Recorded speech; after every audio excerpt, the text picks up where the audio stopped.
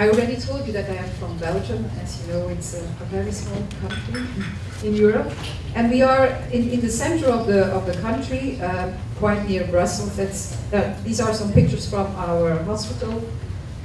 We see quite some, persons with 22q11 deletion. As you see, a lot of them are, in some group is in the baby preschool period, and I'm going to talk about them. There is a huge group in the primary and adolescents, and then there are also adults. As you all know, and we have heard this from many speakers this morning already, this condition causes a lot of physical medical problems, but also during development it becomes clear that some or many of our children have also or face some developmental challenges and behavioral challenges. But before I start and talk about, the baby and the preschool period and what is, in my experience, very important, I want to stress that, okay, although your baby or your son or your daughter has a 22q11 deletion, does not mean that this will really influence everything in your life. There are so many other things, like, the environment, maturation, education, their interaction, the family you live in, the experience. So it's an all interaction and dynamic thing. Even within the group of people with 22q11, we see this huge variability, which means, okay, there are so many changes. So I really want to stress that this is in normal population, this is in normal development like this. This is in your child too. So every child, every person is very unique and will have his or her own developmental trajectory. So we see a wide variability, and this is not, I think, very unusual, and it's this dynamic interaction. So what do we know from 22q11? I always try to, use this picture for parents when they come for the first time, or to explain that, depending on when we see the children very young, of course, the medical concerns, often there is a medical problem because congenital heart defect, the child is diagnosed very early. Or sometimes I see young adults and then they have the diagnosis, and then it's often the medical concerns were, less prominent, but there are, for instance, some learning difficulties or some social problems and so on. And in this condition, you will see that there is always a little bit this balance, or these two things which can be sometimes more on the medical. In some periods of the life, the medical issues can be more prominent in the life of your child. In other periods, it can be that developmental and behavioral concerns are much more. And I think it's important to always look, whenever you see and you have that we keep that in mind. So I'm going to talk about the first 6 years of life, and here we see some pictures of a person. She's now an adult of 24 years, so I have known her for a very, very long time. But as you can see on the first photo, she had a heart surgery, and she needed also, there was a lot of feeding problems in the beginning. So what do we know from the medical? I'm not going to repeat it because you know already, depending on, in every child it's different, but there are a lot of things which can, needs our attention from the parents and the doctors and the child itself, also to feel comfortable. And I think that's very important that as soon as possible that this is, either the child is operated for the cardiac problem, or the whole, the immunity problems is solved or followed up, because I think it's crucial for everyone, especially for these children, that that their health is as good as possible that we can have. Because this is in interaction with each other. If you do not feel yourself, if you're sick, if you're ill, if you are, this will also influence your development. And what do we know from development? The first years of life, we know, of course, the hypotonia, the motor delay, speech and language delay, and that's the reason, and it continues through the first and the second year, and that's most of the time between 1 and 2 years. We see that that it becomes more obvious that there is some kind of delay in sometimes one area more pronounced than the other one, but that there can be some mild to moderate delays in gross fine motor and skills, general cognition, and speech language. And this is just a little bit the protocol, or a summary of our protocol, our follow-up, what we try to do. On one side, what do we need to know at that point, and what can we do? So when I see the children and the diagnosis made very early, I see them at least at 1 year and 2 years, and we do a baby developmental scale, which is a very early observation of development and the play, also the way the baby, is exploring or not exploring. So it's quite broad. It's not a really intelligence test. It's more a kind of evaluation of and observation of the development. And what is very important is that we always also want to have a check of the hearing, because it's very, very important even in that very early age, 1 year, 18 months, 2 years, to have this checked. Because we see that if I ask parents, do you think your child hears well? Yeah, I think he does. Now we know that the majority of children do not have a normal hearing. I don't know if some of you, of the parents, heard some of the talks in the professional meeting, but there was a study by one of our ENT doctors, and she presented on 40 children and young adults, and not one of them had a normal hearing. Not one of them was completely normal. So I think the hearing is very important also during that early, because as Cindy said, it's so important that we can start early, but then of course we have to know how it is for your child. Should we do something or not? What can we do once we know, okay, your child has this development? Well, what we recommend and what we try to organize is early intervention. Now, I think we have the advantage that we live in a small country, so I can go to the home to do the assessment, and then once I make a report for the parents and the doctors. We try to look at people in the region of the family to go to the home. So we have mobile, ambulant, early intervention teams. Probably you have it in some areas of your country too, or not, so that you can, that those teams can go into the house. And most of the time, these are people who have they are multidisciplinary teams. So it can start, for instance, if your baby would have, let's say, a lot of feeding problems, or there are a lot of concerns on pre-language, the speech therapist or the speech language therapist of those early intervention team will come first.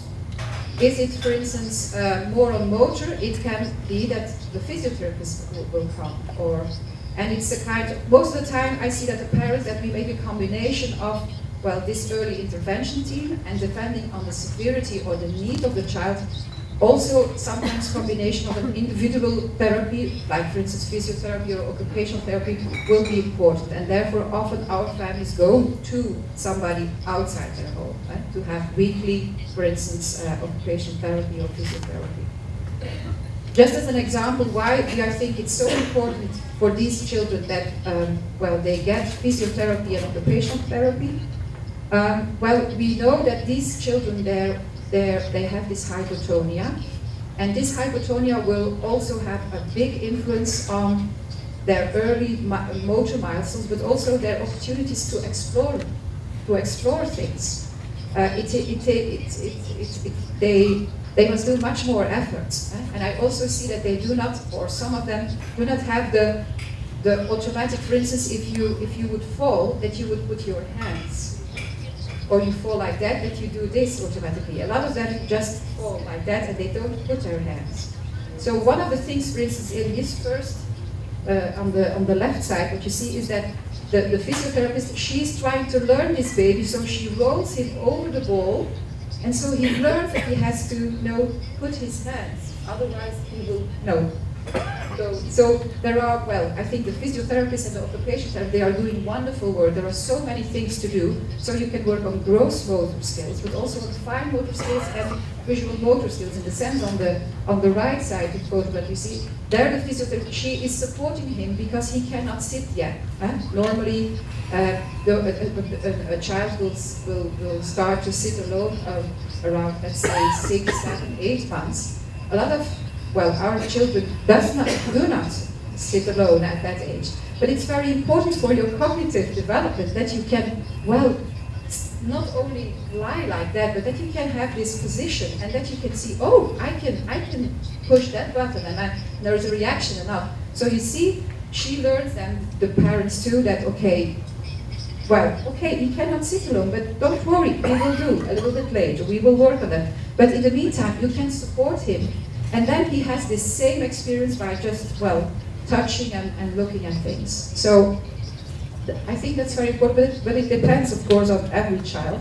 And then I'm not going to talk too much about it. I think Cindy and all the former speakers already talked a lot about it, but what is really crucial also in this period is that what we call a total communication approach.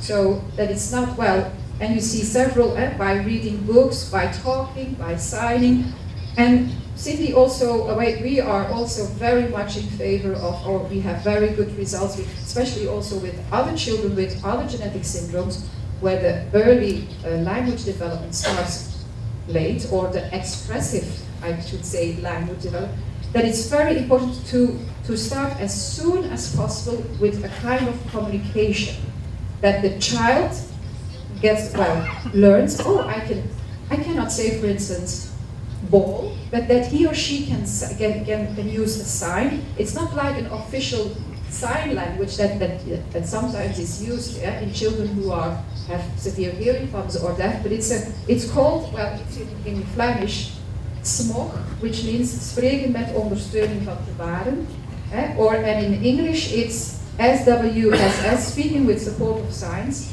It was originally developed by Philip Long, who is a professor of language and speech development from Leuven, from Ghent, from the University of Ghent, so in Belgium. But he moved to the University of Virginia many years ago, and I also know now that it's translated in many countries and it's used in many countries, and it's for many children and their parents it has been a wonderful thing because it reduces the stress and it gives you an opportunity to really communicate with your child.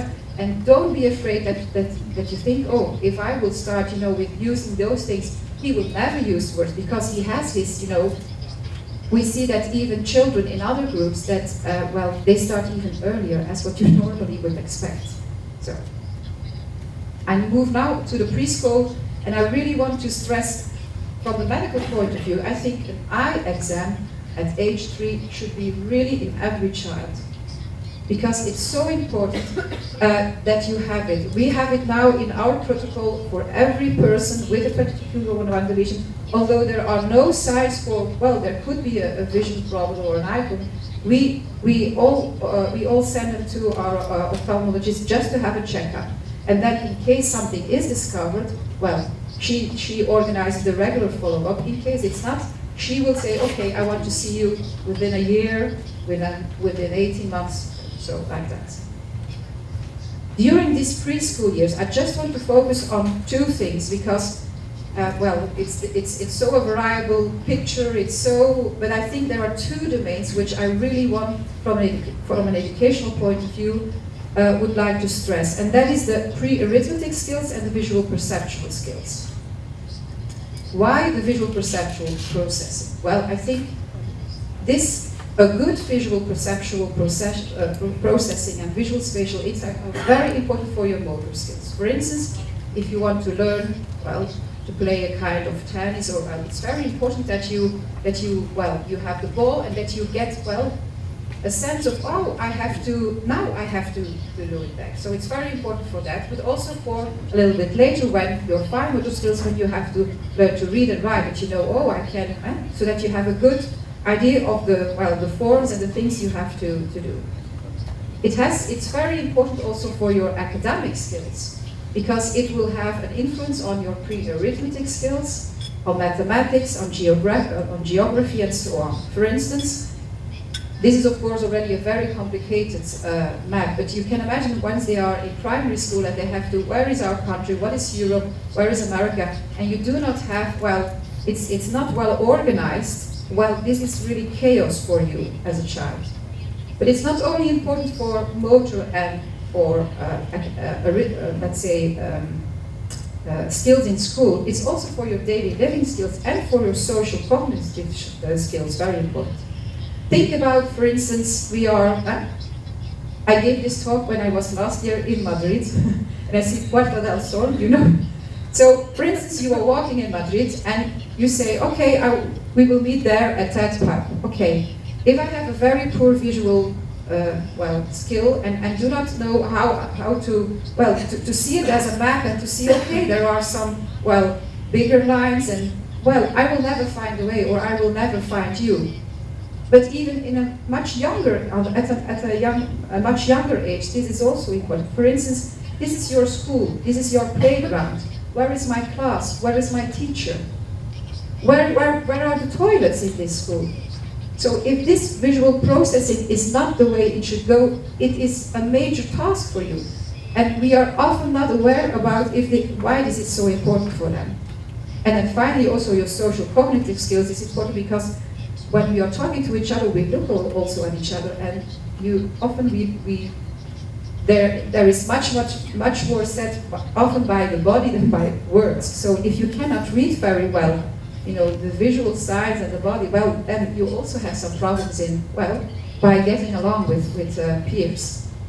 So what we have seen in children especially around the preschool age, you see this, is that they can have problems with visual recognition. So you all know these things. On the left side, you see, an elephant and then an apple, and they have to find the same thing, which is just recognition. Well, some children with 20/1 have really big problems with this.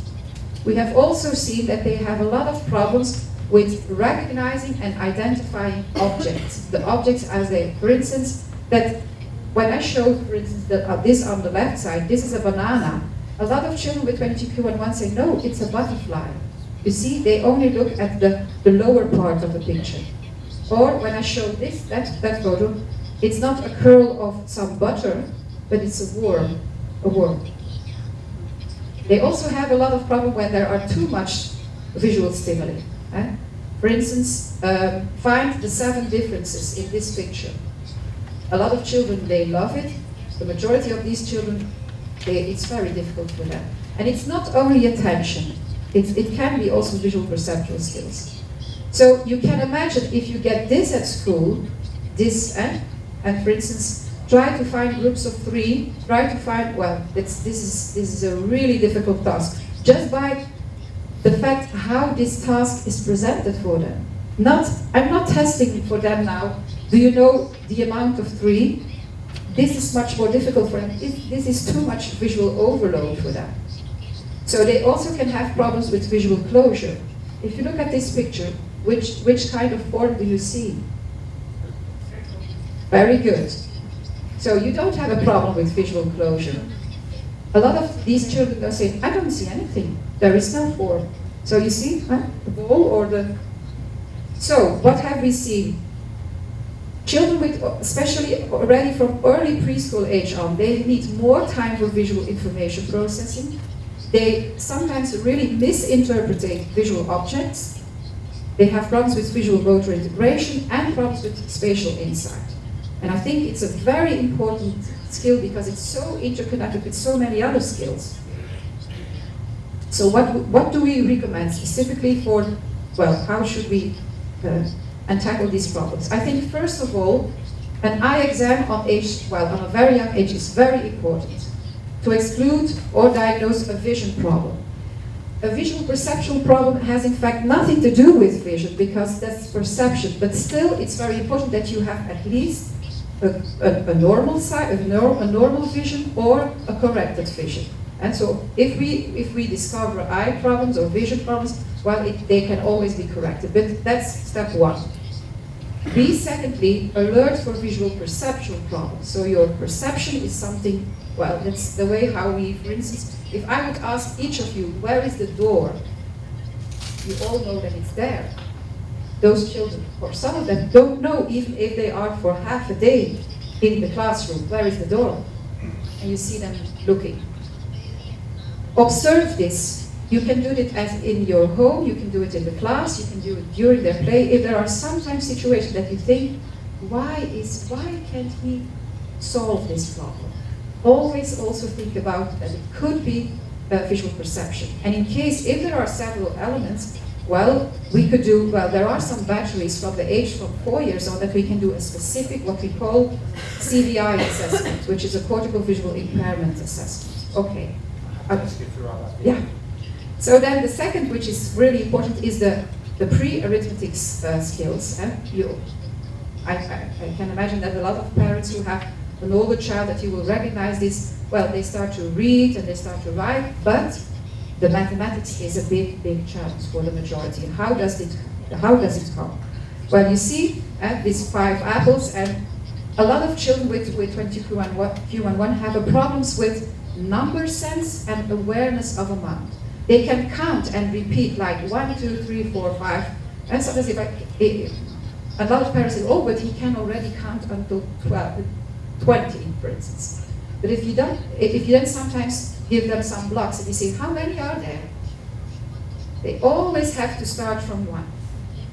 And normally around 3, 4, children know, well, the amount of 5. They say, how old are you? I'm 5, I'm 2. Children, they always have to start from scratch. So this is very important to know that that's also for the teacher in the school, that you, first of all, take into account that this will need much more repetition and rehearsal, and that also by the way you you present your task is also crucial, because here your visual perception, this is for instance a very good arithmetic paper for them to make, but to solve, and not the former one with the elephant in and all that was too much visual overload. I'm going to skip this because one of my PhD students, he did his thesis on the mathematical problems, and there is really a specific problem that we see over and over again. What can you do? Well, number board games. These are very old games, but this is a very natural way of just learning how the amount, the follow-up of figures, the amount. So in many preschoolers with 20q11, what do we recommend from educational point of view? Well, it starts always with an appropriate diagnosis of the developmental problem, or that's crucial. And based on that, we can make or try to develop as best as possible an appropriate education and support. And it will be dependent from your child, but it can. So it will be either in mainstream with support, or sometimes it's necessary, or we advise that the child goes to a special education class, depending on the cognitive abilities. Always try to find a balance between stimulation and adaptation and anticipatory guidance. So that's very important. And finally, and I'm going to close, is that we should not forget you too as parents. Because there are so many things. You have to look after those medical things, the schooling things. Often you have other children. So I think support is so crucial also for you. In a sense, well, first of all, get good knowledge about the condition. And if you are uncertain about something, go to a team, go to people who can explain it to you. Secondly, so knowledge is really important. Knowledge on the condition, but also knowledge on the developmental stage of your child and how your child fits into that. Is he slow on that or really fast? And then based on that profile we can we can try to develop a kind of, educational approach. And finally, I also think encourage you, because I can say those things, but you have to do it every day. So these are just 2 books which I really think can help you, perhaps. It has learned me a lot. Well, there is a mother of, I think from the Netherlands, she has wrote a book about her boy with 20q11 being different. So growing up with impairments, it can help you, but it probably can also help your child. And I think it's translated in English now, I don't know.